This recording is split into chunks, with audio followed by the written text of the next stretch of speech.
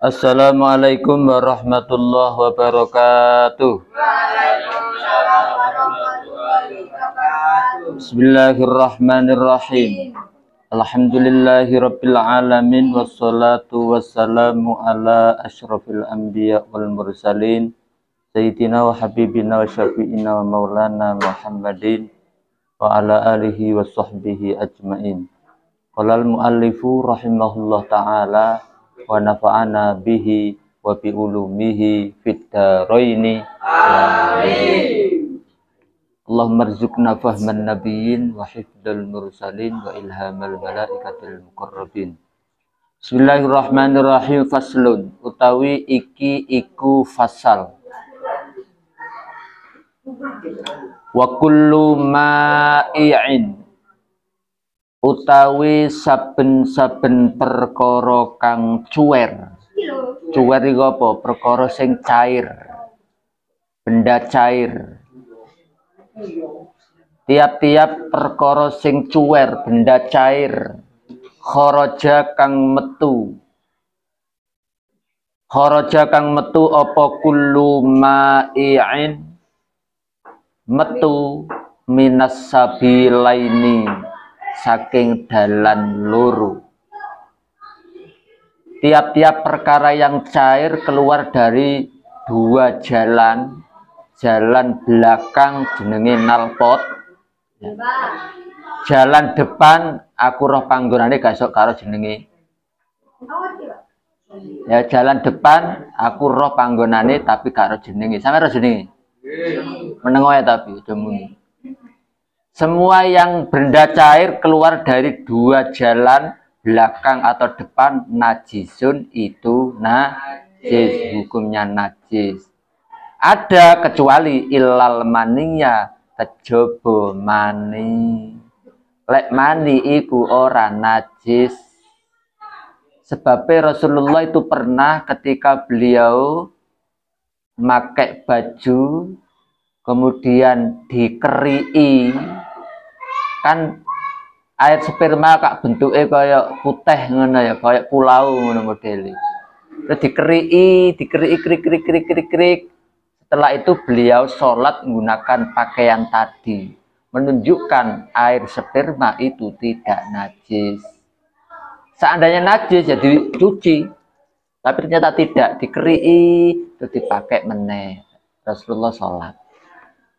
Ketika beliau setelah kerjasama dengan Aisyah, istri Rasulullah yang paling muda, paling gadis.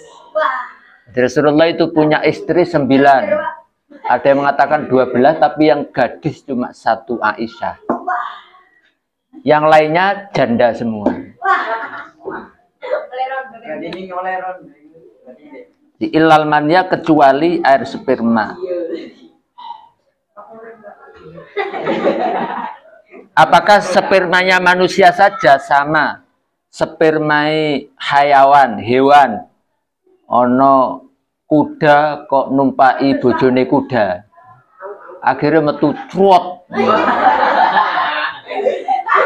Akhirnya sampai kena cerote mau. Saking iku nang gede. Kalau metu cerwot. Seperti itu kena sampean orang najis, gak usah bau mbah, diambun-ambun seneng enak. Yang najis ada hewan yang air sperma najis, yaitu spermae anjing dan celeng. Mergo anjing sendiri, celeng atau babi itu najisnya sudah mughalladho. Sak spermae merok najis kok.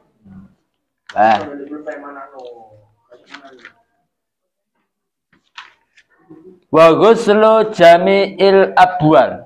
Iya terus iki ya.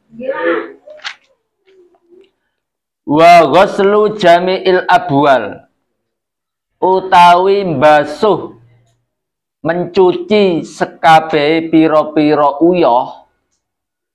Uyah sampai nek kapan mbok mangan apa ngono koyo caos modele. Kuning-kuning campur apa. Wa ghuslu jami'il abwal utawi mbasuh sekabehe pira-pira uyah. wal auros lan piro-piro tai atau gedang goreng wajibun iku wajib ya.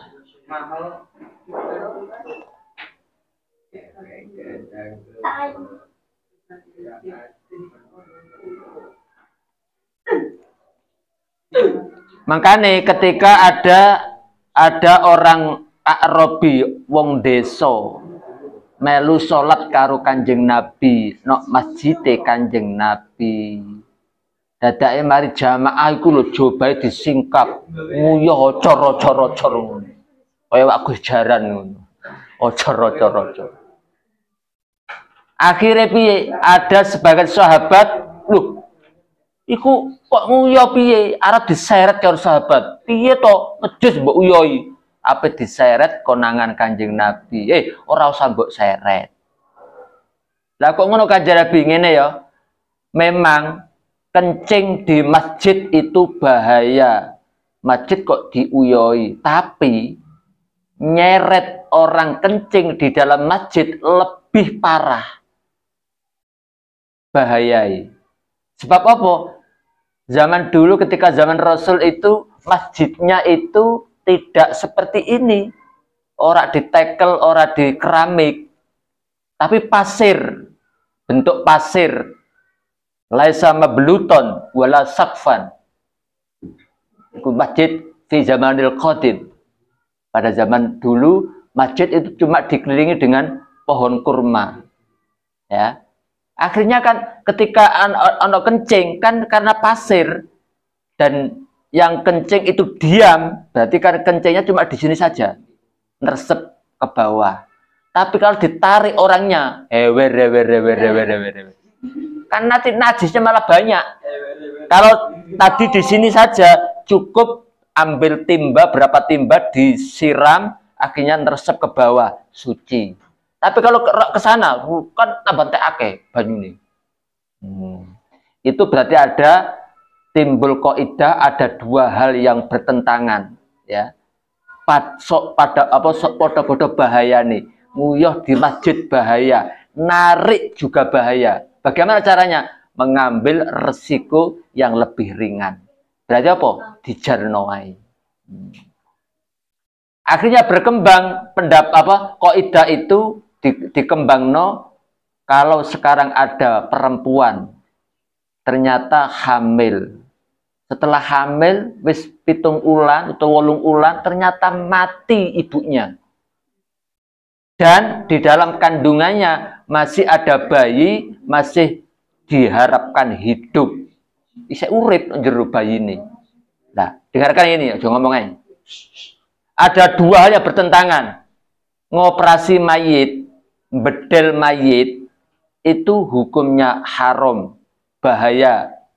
Yang kedua bahaya juga, ada nyawa dalam kandungan, kok dinjarno, lebih bahaya. Cari yang ringan. Akhirnya ngoperasi mayit itu enggak dosa demi penyelamatan nyawa. Itu kaidah timbul dari orang desa yang kencing di Masjid Rasulullah. Sehingga ada ilmu namanya ilmu qawaidul fiqhiyah. Mohon paham? You understand? Yes.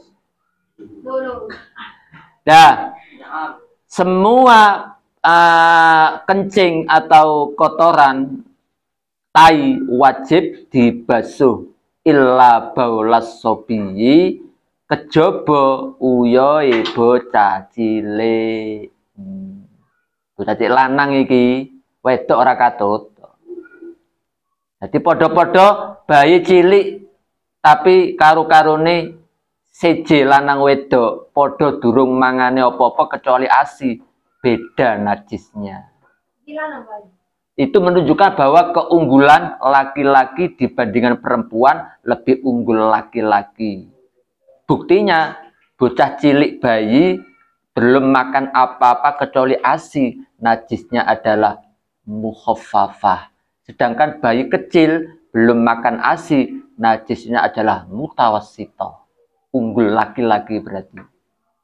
Itu menunjukkan laki-laki lebih unggul. Yang kedua, tanda atau bukti bahwa laki-laki lebih unggul, yaitu semua nabi itu adalah laki-laki, nggak ada yang perempuan. Unggul lagi. Ya. Yang ketiga, wali. Orang jadi wali mayoritas didominasi laki-laki. Ada wali perempuan tapi ya nggak banyak. Yang banyak adalah dari kalangan laki-laki. Itu buktinya laki-laki lebih unggul. Nah, mestinya kalau kamu di sekolahan yang dapat mencapai ranking atau prestasi harus mestinya dari laki-laki. Ternyata di lapangan kamu itu kalah dengan perempuan. Yang punya prestasi ternyata diraih perempuan. Berarti kamu itu adalah bukan laki-laki sejati kamu. Laki palsu kamu berarti. Hanya punya burung saja kan. Punya burung tapi ternyata kamu nggak jantan beneran. Karena kalah dengan perempuan. Ya, kecuali lagi kencing bayi kecil alladzi kang lam yakul kang durung mangan sopo sobi belum makan atau ing panganan. Tadi belum makan apa-apa kecuali makan ASI, air susu ibu. Fa innahu mongko sak temene baulus sobi yathuru iku bisa suci apa baulus sobi ora usah di banyu sak timbo enggak usah, tapi birosil mak lawan nyiratno banyu disiratno srit saiti alaihi ing atase baulis sobi. Ya. Nek uyo sampean yo kudu tapi berarti begini, ada anak kecil kencing di sini umpama. Yang kecil tadi ya. Ora kok carane iku langsung mbok siram kabeh, tapi piye? Uyo iku sampean resik isik. Dipesut karo gombal bopo, dikosok, kira-kira ambune gak ono, langsung banyu sak gak usah sak timbo, banyu sak itikna ya, sak ciduk srit suci. Nah, carane ngono. Dasarane kudu diilangi sik najise ora kok apa uyo sik melerak sampean ngene ya ora suci kok guys tambah najis kabeh. Jadi makanya kalau ada najis uyo iku namanya ketok bendae namanya najis ainiyah. Jadikan najis hukmiyah. Yaitu diilangi rasane diilangi, baunya diilangi. Tiga sifat harus dihilangi. Kecuali kalau warnanya dikosok nggak bisa hilang, nggak apa-apa, sudah dimaaf. Nah, wala yu'fa lan ora den sepuro tidak diampuni an syai'in apa saking suwiji-wiji minan najasati saking piro-piro najis illal yasir kejaba perkara kang sithik. Jadi ada najis itu tidak diampuni kecuali ada najis ya tetap najis tapi di sepuro. Yaitu najis sing sithik minad dami saking geteh. Wal qayhilan nanah. Umpama ya sampean kok nggone omahe akeh lamuke. Mari ngono lamuke mari mangan getih sampean sampai ceblek trek ini kan ono getih. Ngono iku lho getih tetep najis cuma di sepuro mbok gawe salat ora apa-apa. Paham? Tetep najis tapi di sepuro iki jenenge najis yang makfu diampuni.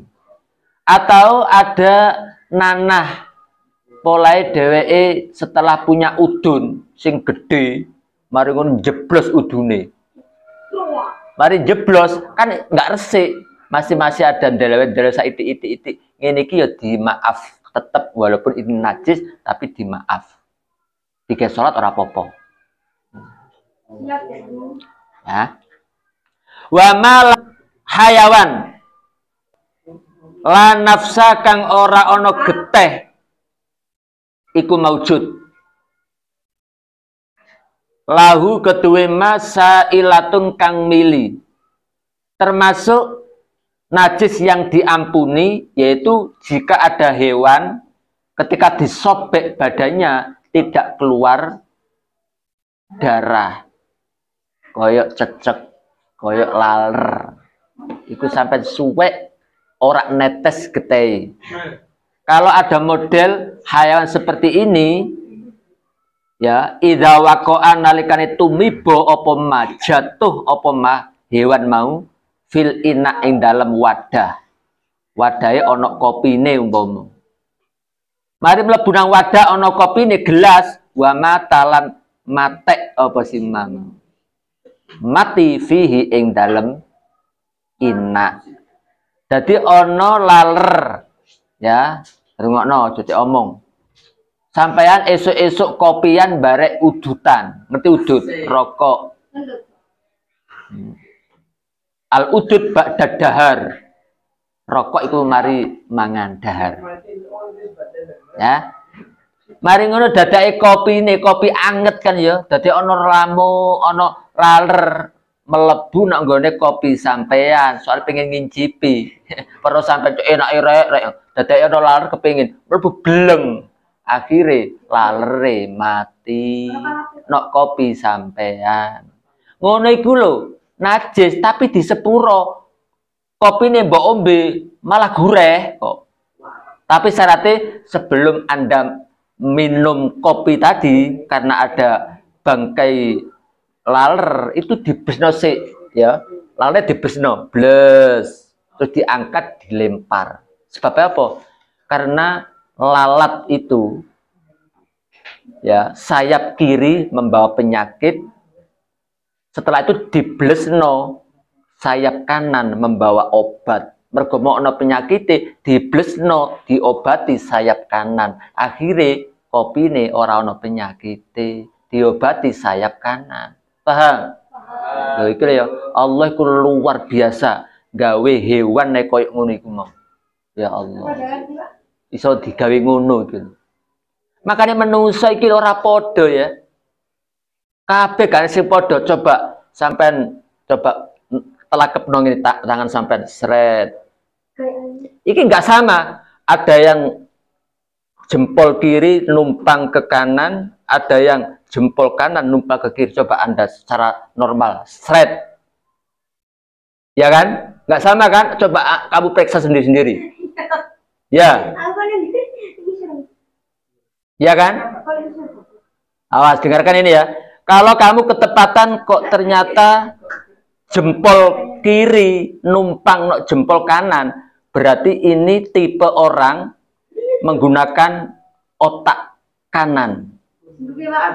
Yang dipakai otak kanan. Awas ya, dengarkan ini. Biasanya orang yang membuat yang apa ciri seperti ini, orang itu biasanya dia itu punya kreatif, dia semangat, tapi kadang-kadang dia berani goroh. Dia itu kadang-kadang wani goroh. Ya. Kemudian kebalikan, kalau ini ternyata tangan kanan ditumpangi kaki, berarti ini dia sering menggunakan otak kiri. Otak kiri itu biasanya seperti itu. Dianya itu orang itu praktis, orang itu disiplin. Dia nggak mau kotor-kotor, itu nggak seneng. Ketika ada kotor itu dia pikirnya nggak mau. Nah itu. Ada yang kotor itu biasa. Di kamar kotor biasa. Itu berarti otak kanan itu. Ya.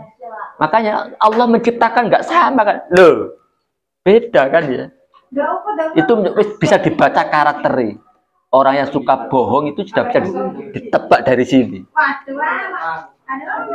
Ayo ngaku dhewe sing ngene berarti bohongan. Enggak sering ngorei wong. Nah, terus apa carane? Apa bagaimana menggunakan otak kanan, otak kiri? Ya ini kita walaupun ini sebenarnya dia otak kanan, bisa juga Anda gunakan otak kiri. Pakai ilmu berarti ya. Oh iya, karena ini nggak baik, saya harus pakai ini. Nah, bisa kolaborasi antara otak kanan dan otak kiri. itu kehebatan Allah membuat makhluk beda, dibentuk dengan beda. Sudah ya?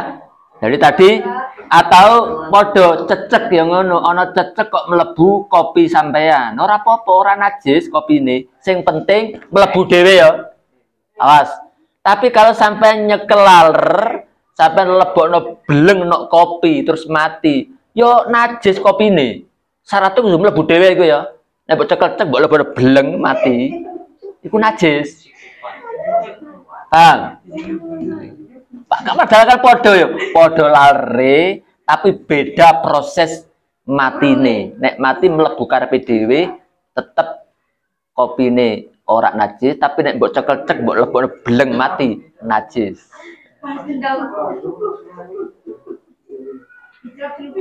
Sama dengan seperti ini ya. Dengarkan aja ngomong nek diterangno iku. Umpama sampai biasa mangan jambu ya. Jambu kadang iku ana ulere kan ya. Nah, kalau sampean makan sekaligus sak jambune sak ulere, iku halal, kremus langsung. Tapi nek mbok pilih ulere digelalap, nah, yo tambah najis, ora kena. Seperti itu. Jadi aja didek-dewekno. Pangan bareng ora apa-apa, tambah vitaminnya gede. Vitamin uler. Ya kok jajal tambah enak. Ya, fa innahu mongko satemene ma hewan yang ketika disobek tidak keluar darahnya la yunajjisu iku ora najisno apa ma hu ing inak. Ya. Wal hayawan utawi hewan. Wal hayawan utawi hayawan. Kulluhu sekabehe hayawan tohirun iku suci. Seluruh hewan itu hukumnya adalah suci. Illal kalba kejaba asu. Kalau anjing hewan yang tidak apa? Hewan yang tidak suci, najis. Wal khinzira lan celeng. Celeng, babi ya padha iku dulure celeng iku. Ponakane mbok dulure. Wa malan barang tawalada kang metu apa mamin huma saking kalep lan khinzir. Utawa anak-anakane ya padha wae. Utawa ana celeng dadake nglakeni asu, mari ngono meteng metu anake ya padha najise kok. Utawa asu nglakeni celeng metu anake padha munggolando padha wae.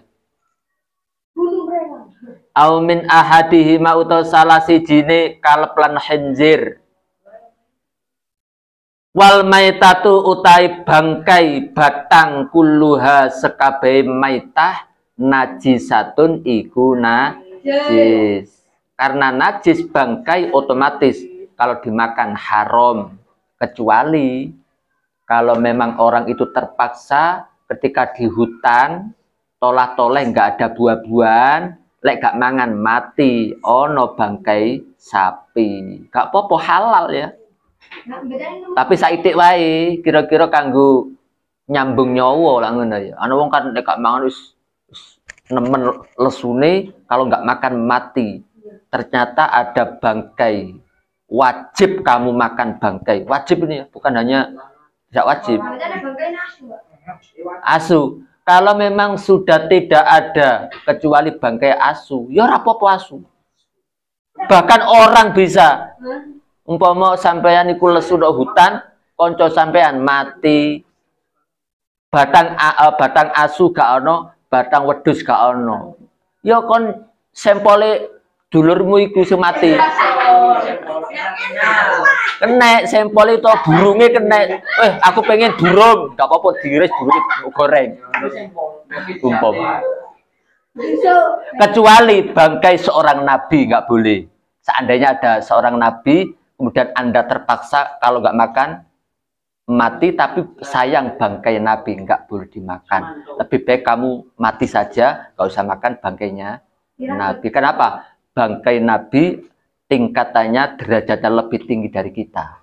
Oh, no masalah. Nek wong biasa sok kanca sampai kena mbok pangan kok. Mbok pipine mbok sepole bokongi. Enggak apa-apa, enak kok.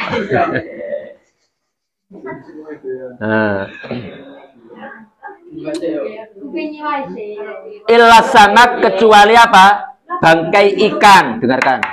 Jadi nek bangkai ikan nok pasar sampai tuku iwak ya rata-rata kasih mati ya bangkai ora apa-apa kok ya halal. Ngono. Moh Kang apa batang ngono kok mbok dol. Lho, ya ora apa-apa batang iwak kok.